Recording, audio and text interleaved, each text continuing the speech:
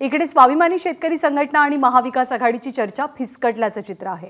कारण शरद पवारांच्या राष्ट्रवादीचे प्रदेशाध्यक्ष जयंत पाटलांनी एक सूचक वक्तव्य केलंय।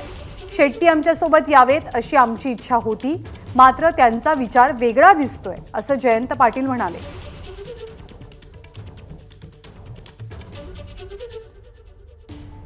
हातकणंगलेमध्ये राजू शेट्टी आमच्या बाजूने लढावेत अशी आमची सगळ्यांची इच्छा होती, पण त्यांचा वेगळा पवित्रा दिसतोय।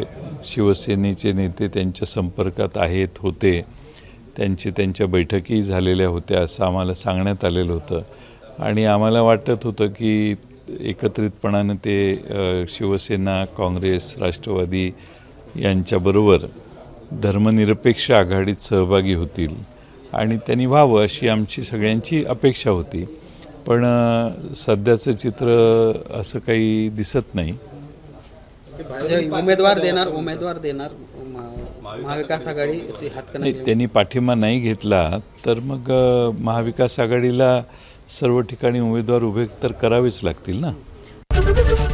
एबीपी माझा, उघडा डोळे बघा नीट।